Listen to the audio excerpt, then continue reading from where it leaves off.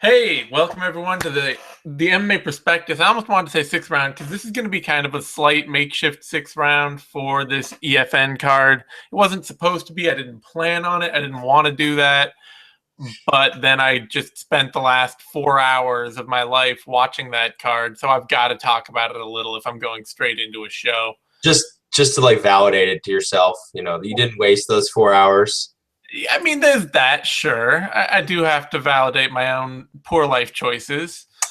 But I also, that thing was a shitload of fun. Like, that was a great show. And I don't want to just forget about it without saying anything. It was interesting. And for a prospect watch perspective, it was chock full of young guys who are moving up the ranks. Like, there were a bunch of important fights on that card. So obviously, we just watched Fabio and Maldonado get slightly robbed, potentially. A little, maybe, It was a draw. The fight was a draw. He absolutely beat. For Fedor, it was a draw. Yeah. I love the announcer going after Fedor afterward and being like, "There's nothing to be proud of in that fight."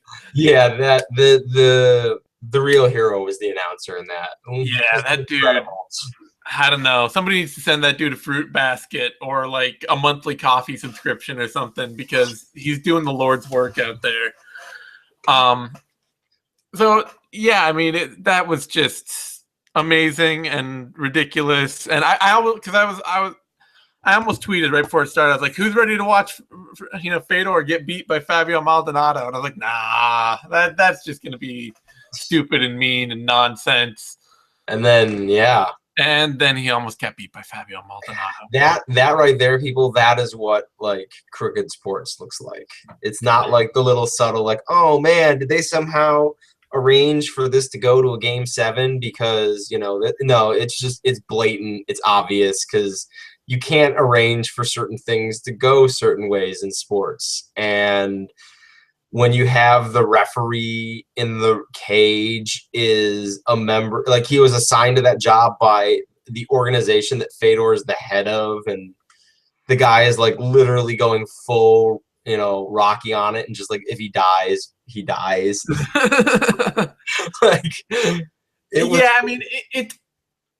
I would say that it's similar to like fighting in Japan for foreigners, where if like unless you knock the guy out, you're losing that fight. It was the slightest window where they could give him the fight, they're going to give him the fight. Yeah, so I don't want to say it's fixed because that suggests that the fighters themselves, at least one of the fighters, was in on it. Probably slanted in the favor of one fighter. Yeah, but no fighter who wanted to fix a fight would ever make a fight look like that and have it be fixed. No, if they were paying Maldonado to fix that fight, Maldonado is terrible at it. Exactly, and if they were paying Fedor, then Fedor is terrible at it too. Yeah. But no, that was just some Russian cooking right there. Some good old home cooking in the judging. But beyond that, I wanted to really briefly, because like we were going to end up talking about this card a lot anyway, which is why I wanted to lead off the show with it.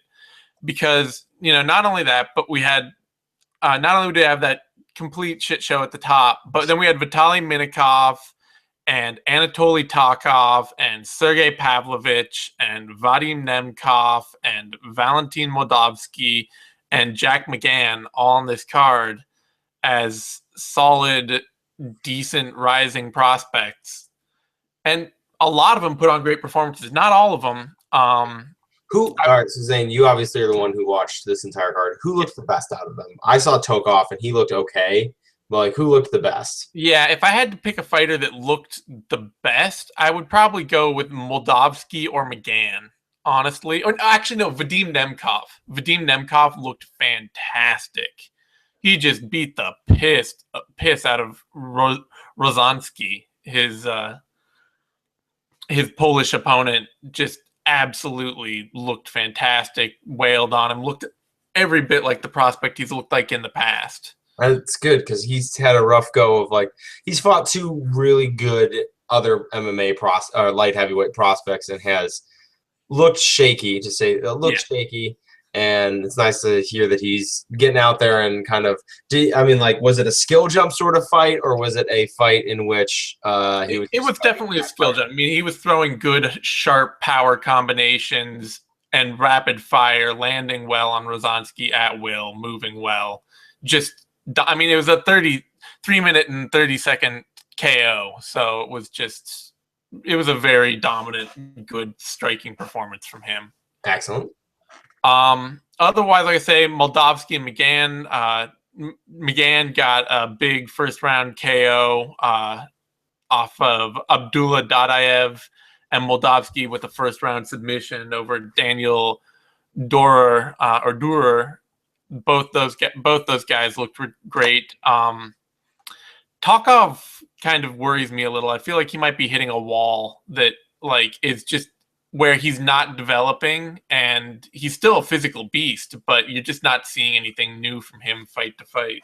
Yeah, so if he makes a step up after watching this fight, if he makes the step up to the next level, I think in his first 2 fights, he's going to have kind of an Albert Tumenov moment, like in Albert Tumenov's first fight where he got absolutely smothered by Alcantara. Yeah. And Tokov he's a physical beast. He's heavy on top, but like every 3 minutes in a fight, he ends up grappling and he ends up in some sort of mild trouble. Like it was almost like I was just watching it and it was just watching the clock. And it was honestly every 3 to 3.5 minutes, he was getting himself into a bad position or into like the beginnings of a submission. And it works great when you're fighting Vladimir Flipikov. Like you can power out of his stuff, but if you're in there against another elite athlete, one of those times you're going to get into trouble, or at the very least, you're just going to get held down. Because I mean, he also pretty much got reversed every time he was on top. It took it some time. He won the rounds on top and then finished the round on bottom or escaping back to his feet. So yeah, I think there's some holes that he's not addressing. Well, I think the big thing that I've seen from Tokov regularly seems to be that he's not dangerous moment to moment in a fight. Like, he's a great punishing, powerful physical athlete. And so if he can hurt you, then he can hurt you really badly. Mm-hmm. But if he doesn't hurt you, he's not a dangerous, like, he's not just going to be landing shots on you all the time and doing a bunch of damage and holding positions and being a really good, consistent fighter. He just kind of gets lost in those in-between areas and can make a fight. He'll fight down to the level of his opposition. Yeah. At times. And so it's a little troubling because, I mean, obviously he's 24-2. He's only 26. He's already been fighting, though, since, he was like 19 or 20 as a pro.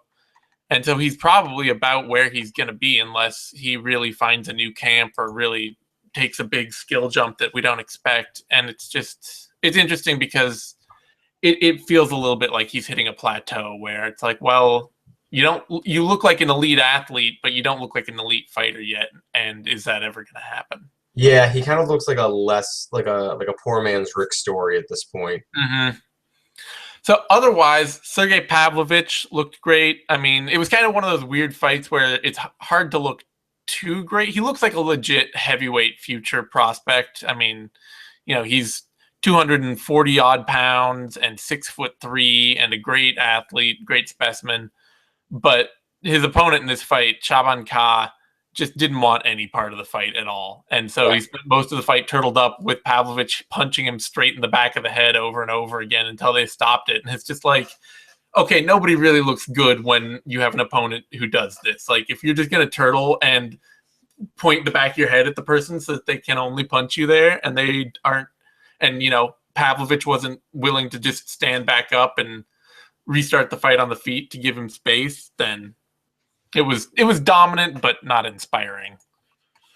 And other than that, Minakov also, I mean, it's hard to call him a prospect because he's already been Bellator heavyweight champ and he's 31, but he's only been fighting since 2010 and he's a heavyweight. So you really have to look at his potential to still jump ship and get to the UFC and be a relatively fresh face over there.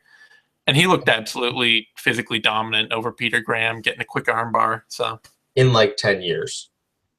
Yeah, I mean, yeah, sure. It's In 10 years, this could happen. But like, I still have like Minakov is still. It's weird to think of him as a still developing talent who is young enough to make a splash at heavyweight in the UFC. Yeah. But he is. Otherwise, let's jump over now. Speaking of which, let's jump over to this actual UFC card we've got going on because it's really prospect heavy, and I don't want to just ignore it. We've got this McDonald Thompson fight or card, and obviously the guy who has all the eyes on him is Stephen Thompson. And he's also kind of weirdly in that Minakov situation of not having fought that long, but already being 33 and now an elite fighter in the division. And you're kind of wondering, like, is he going to show? Is he going to show a new and improved version of himself, or is it just because he's already 33? We're already he's arrived, and this is the best it's going to be, and we're going to see this hopefully for as long as he can keep it up. Yeah, this is a really, really tough fight for Thompson. I mean, like, of all the fighters at welterweight, like, I don't know. Roy McDonald is such a hard fight because he's just so good at everything. He's a fantastic athlete. He has grappled on the ground with literally the best fighters in the division. He has struck with the best strikers. And the only guys who beat Robbie Lawler are I'm sorry, the only guys who beat Roy McDonald are Robbie Lawler, who as champion twice, and Carlos Condit. And that and that's it. I mean, it is. I think Stephen Thompson's riding that wave. He looks like he took a big jump in confidence where his striking game started to transition even more because he stopped worrying about his grappling. His grappling got better. His general awareness of how to prevent takedowns and how to set up his striking got better. So he opened up his striking game more. And I think he's going to get a much more game opponent because I think both Johnny Hendricks and Jake Ellenberger, while powerful strikers, were not exactly deep strikers. And I think McDonald is a deeper striker and will go further into exchanges with Thompson. They'll both be content to kind of fight on the outside. And I think McDonald will have the clinch in kind of his back pocket if he feels like things aren't necessarily going his way. So it's a tough fight, but I'm really looking forward to it because it's a fight that if Stephen Thompson wins, that he really is a special kind of fighter. Yeah, it would be it would be a really impressive win. I mean, I think a lot of people who, even though a lot of people are picking him, I would be super, super impressed if he won this fight. Yeah. Honestly, like I think the big thing is even, with Hendricks is a pretty reasonably deep striker. Like, he kicks really well off both legs. He throws a lot of great hooks and uppercuts. He can use a good jab when he wants to. The problem with Hendricks is that he's not a great outside striker. He's a great pocket striker.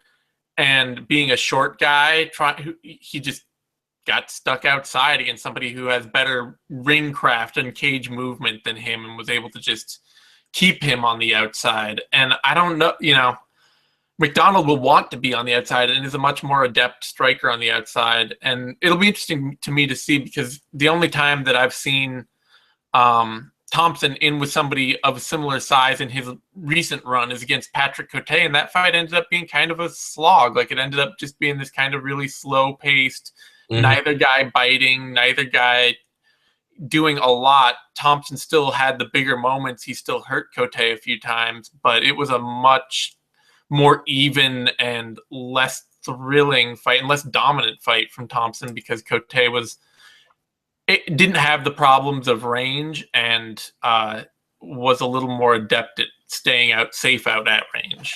Yeah. So I think that McDonald's a big step forward there too from Cote, so it'll be interesting to see. It's also worth mentioning that in part of what Stephen Thompson, like his big jump forward, entailed, he traveled up and down like the East Coast MMA scene and trained all over the place, that he spent time at TriStar with Firas Zahabi. Yep. So Roy and his camp got a really good look at Thompson's striking style, and a guy like Firas Zahabi, a coach as smart as him, is probably going to be able to leverage that to some degree. How much it'll matter I'm not really sure, but you know, when you're coming in and you have trained with the guy's coach, Yeah. you have some insight to how Roy McDonald fights, but I feel like Faraz is gonna have a lot more insight to how Stephen Thompson works. He might.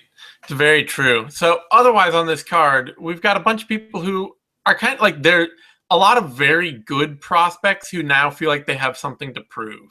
Yeah. Like we have Olivier Aubin-Mercier, Elias Teodoru, Randa Marks, Colby Covington, Jean Herrera, and even Serkinov doesn't necessarily have as much to prove, but he came off I think a lot of people still aren't quite sold on him being somebody who can run up the division. Yeah, let's start with Serkinov because I think like he had a lot of hype coming in, or he's had hype because like light heavyweight is so hurting for guys, and Serkinov's been out there for a while. And the one thing everyone said about coming into him is footwork's not good. He struggles to walk fighters down, and that's exactly what happened in his first fight. He really struggled walking down Nicholson, and that was his second fight, but yeah.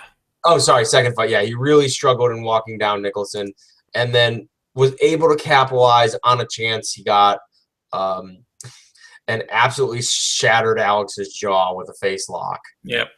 But it was a fight that kind of brought up all the problems that people have been pointing out for Serkinov, and like they all kind of came to roost in the same fight. And he managed to pull out the win. But as Serkinov continues to try to be more of a striker, it's going to continue to be more of a problem. And his opponent for this fight, Ion, probably not the guy to take advantage of it, though Ion can sling some bombs, and he's fairly quick on his feet, or at least he was at heavyweight. And at light heavyweight, I think the speed will still mostly transfer, but not really a good grab.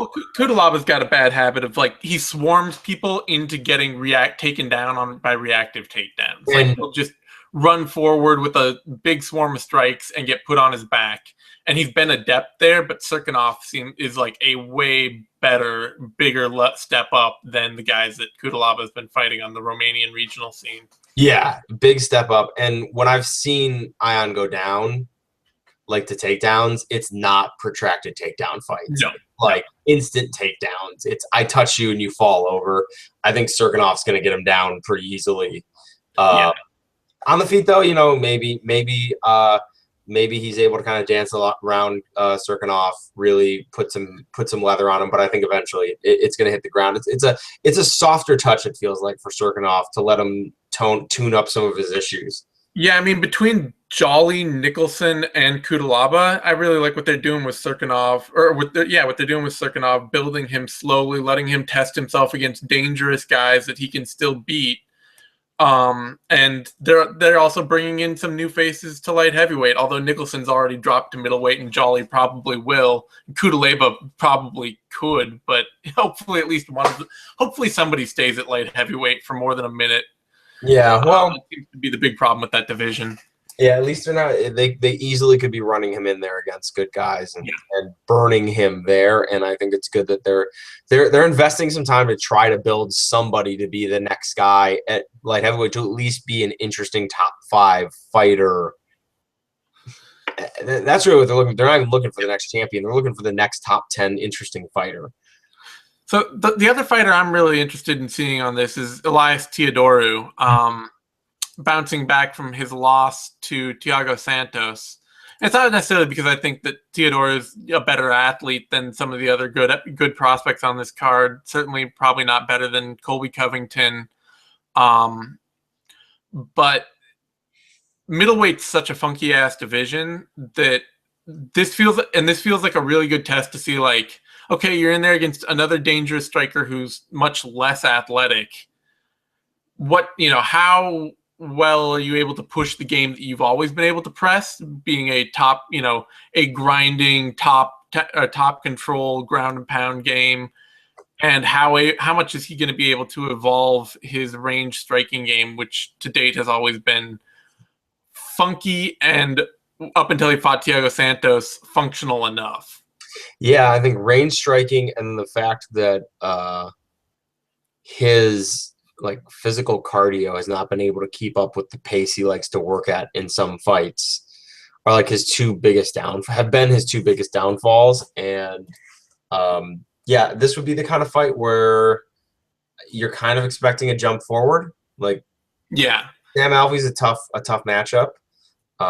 Experienced fighter, has some power, and could absolutely, and by has some power, I mean is a powerful puncher. And absolutely will capitalize on it if Theodorou like kind of tires himself out a little bit. But I know one thing at least, that if Theodorou wins, the MMA Twitter sphere will rejoice.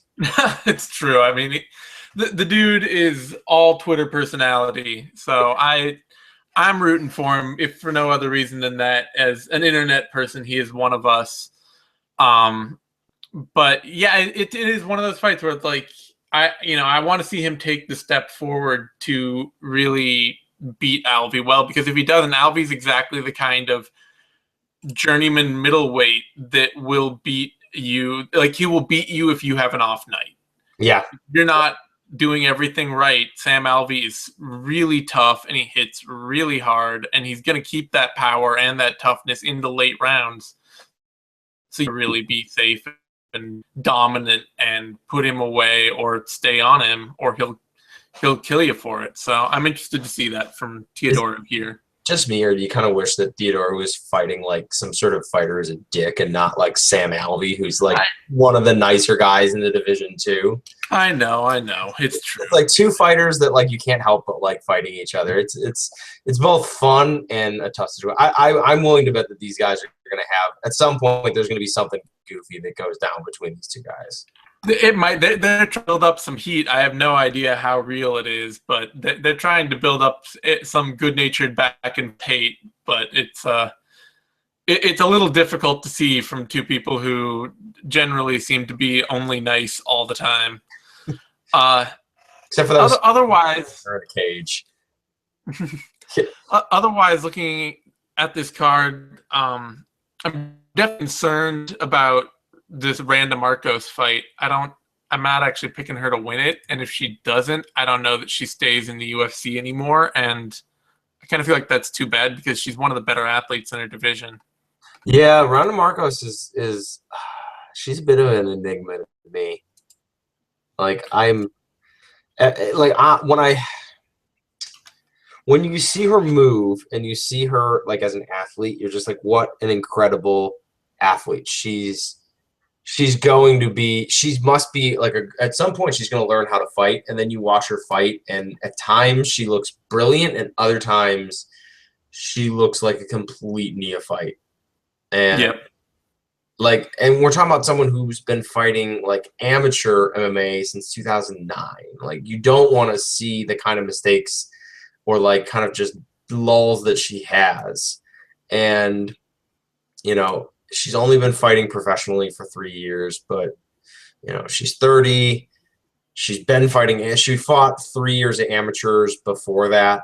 Yeah, I don't know. I try not to be hard on fighters for amateur career because you never know. Like, that can be somebody who's basically training on weekends and has a full-time job and is barely committed and is just doing something for fun. Still, at some point, like, the technical knowledge, if you've been training at least that long, you can absorb some technical knowledge, and then like it's more of like the physical and the execution that isn't quite there. But she's just a total enigma to me, and I kind of think she's just going to be up and down.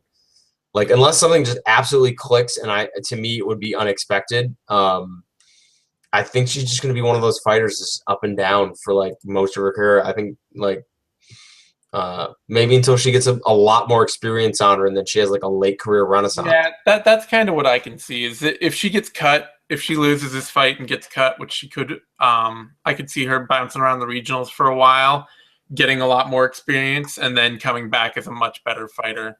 Like, it just may take her a while to get the experience she needs to be the kind of fighter she is, because I think she's one of the better offensive wrestlers in women's MMA, but she's a really poor defensive wrestler, and her striking style tends to just be like one big punch at a time, and it, you know, there's some signs that she's developing there, but I don't know, against somebody like Jocelyn Jones-Leibarger, I just think that it's not going to be enough yet, because Leibarger is a really big strawweight and a good, consistent, high output worker, and it seems like she knows how to generally win rounds. Yeah. Otherwise, Covington and Aubin Mercier both kind of feel like they've got set up fights that are going to make them look really good. Yeah. I think Covington got a big dude. If his striking's still an issue, and he gets stuck on the outside, he could be in big trouble. But I think wrestling is going to save his day in this case. Yeah, I mean, watching Munir fight, Munir tends to be a top. I mean, he tends to win fights through top control and ground and pound. That's how he tends to be. I don't think he's going to be able to do that to Covington. No, I don't think he's going to be able to out wrestle Colby Covington to get top control. So, and then Aubin Mercier is fighting a boxer who from the French regional scene, whose ground game is based on being on the French regional scene, and that does not seem promising. Back take, rear naked choke. Yeah, that's entirely what I'm expecting. And finally, I guess the last person on this card that I'm also worried about, similarly to Marcos, and maybe for the same reasons, is John Herrera fighting Ali Bagatinov. Oh man, that is like Herrera is just like physically awesome. Yep. Kid's a phenom. Yeah, like legitimate phenom athlete, and got his debut against Ray Borg, which we geeked out over, but expected him to lose, and then he went in there against Joby Sanchez. Battled through adversity and knocked him out. Like, he really he showed his potential in that fight by being able to turn his athleticism into a come from behind knockout. Yep. And then fight is this is a rough fight. I feel like I'm saying that, but like we're talking about a guy who's coming off, obviously man's coming off fighting the two best fighters in the division. Yep. Fighting Jean Herrera. For Herrera, that's a huge jump. Yeah. That's a huge jump. Now Bagatinov can be inactive at times and kind of like let his opponent set the pace. But I don't know. I don't know if it's going to be enough. I don't think Bagatinov in the past having moments of passivity will be enough of a window for Jean Herrera to go through, because it's just I'm expecting a big technical gap in this fight unless Herrera makes a gigantic leap or lands a huge strike early and puts Bagatinov like on skates early, and then Bagatinov just spends the rest of the fight on his back foot, like trying to catch up, trying to figure out a way to like get one back over on Herrera, and Herrera just rides that momentum through the fight. Other than that, honestly, the only avenue I see is that Herrera is the much more exciting grappler. Mm-hmm. He's not a great technical grappler, but he's a kind of go for broke, go for anything, dive on random stuff grappler. He's an explosion grappler. He's an explosion grappler, and that could give him an interesting opportunity on the ground if he can sort of draw Bagatinov into some extended scrambles. But Bagatinov's, he's just way more experienced. He's been a good, safe lockdown wrestle grappler in the past when he needs to be. He's a good counter puncher, and Herrera's not great at leading on his feet, so it really does spell trouble for Herrera, and I'm a little sad that it's happened. I mean, it's a great fight. I'm glad to watch it, but I'm a little sad to see it go down. Is it really the first fight of the card? Yep. Oh, man. I think they're punishing Bagatinov for a boring fight against Joe B and then a steroid bust before that. Yeah, I think so, but I'm just bummed because I'm probably not going to get to see it live. Yeah. At least it's on Fight Pass, so you can watch it right away afterward, when you get home. So there's always that. So anyway, let's look over at the regional scene then before just to kind of wrap things up, because there's a lot going on there too. Yesterday, M1 Global had a card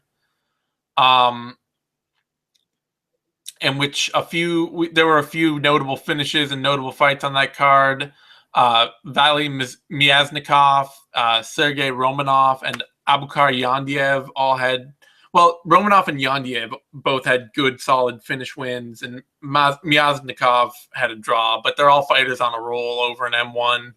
So it's, it seems fairly safe that they're going to continue moving forward and moving up, and we'll see them fighting some better competition and higher up on some cards in the future. I think, I'm trying to remember, I think it was Abukar Yandiev. I'm trying to remember if it was him that fought, oh shit, who's their light heavyweight champ? In M1? Yeah, not Nemkov, or not yeah, it's Nemkov's brother. Yeah, but not Nemkov, but the German. Stefan Putz. Yeah, Stefan Putz, who I think that's his only career loss. So, he's like a pretty promising middleweight, if I'm remembering correctly. I'm not going to go look it up right now.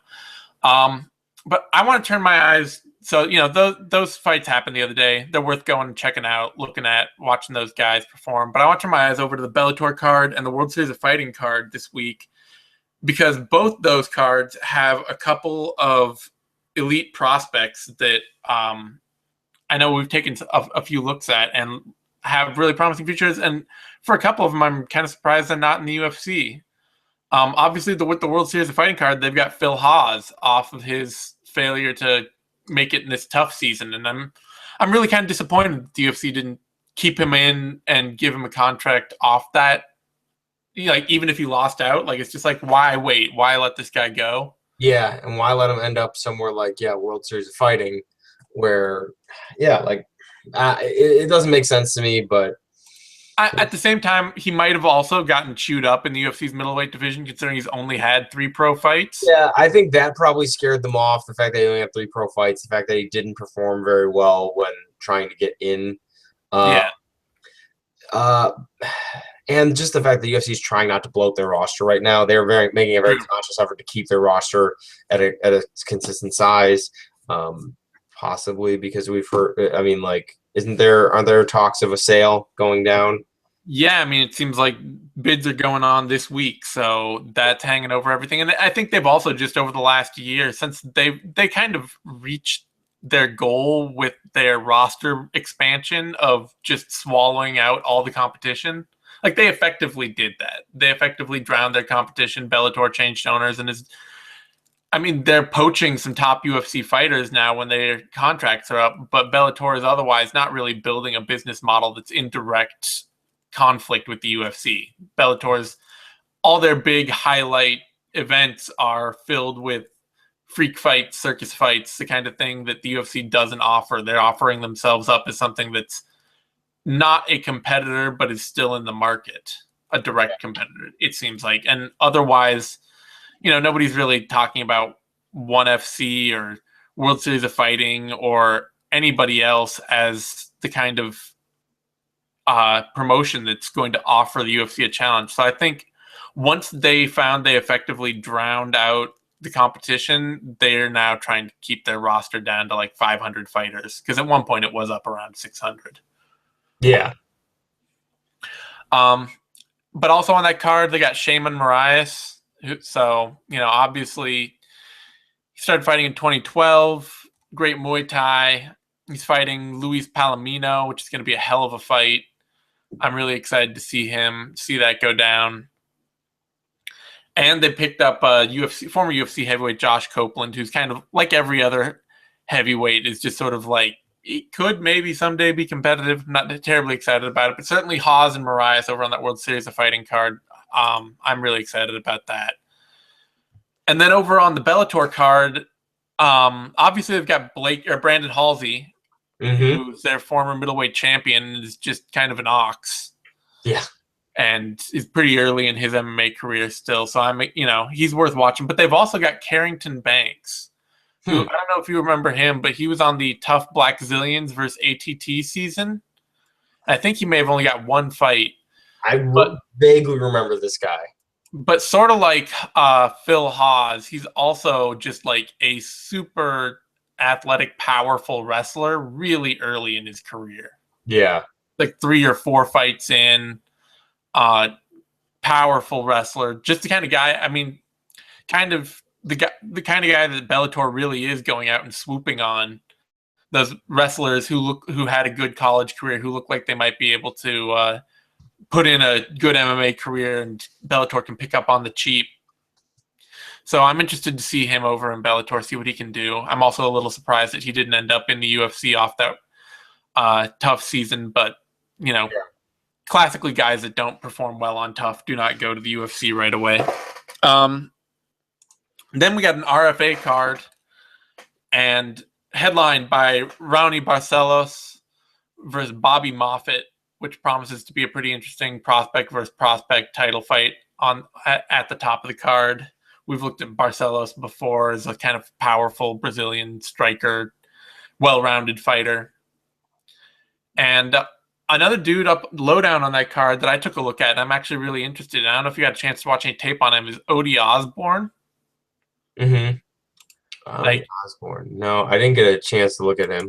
Let me pop his name in while you talk. And he's I want to say he's a featherweight, but I should check on that. Ode Osbourne.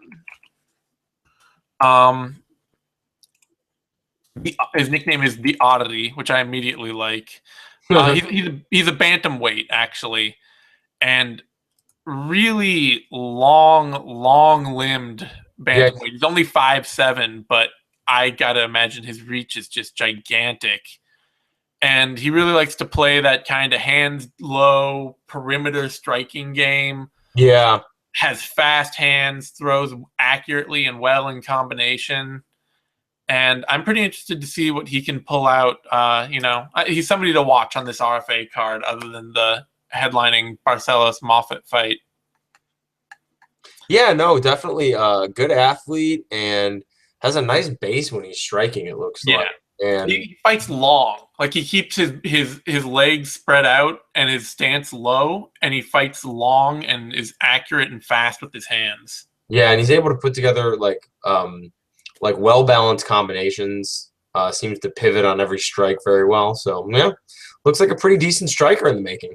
Yeah, I'm interested in that dude. Also over in Ice FC is a kid by the name of Lewis Monarch over in England, who looks like he's got a good power kickboxing game and a aggressive grappling game. He's a very willing grappler off his back, which is a little shaky, but like a pretty good, like a good sweep game off his back and a very aggressive grappling game to go with it. So I'm really interested in seeing him fight over at Ice FC.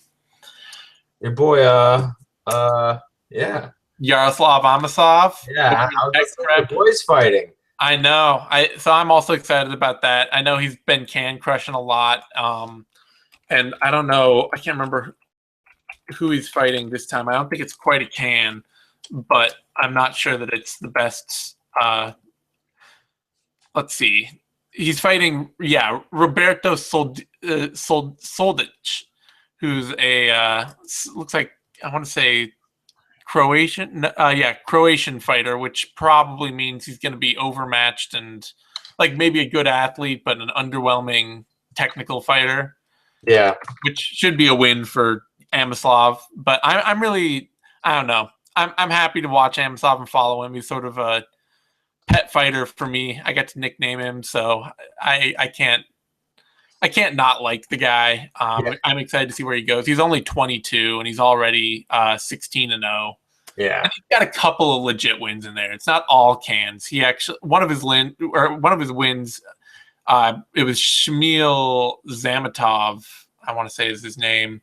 He was actually a pretty great veteran, but it was considered a combat sambo bout rather than a MMA fight, even though it was almost entirely just a MMA fight.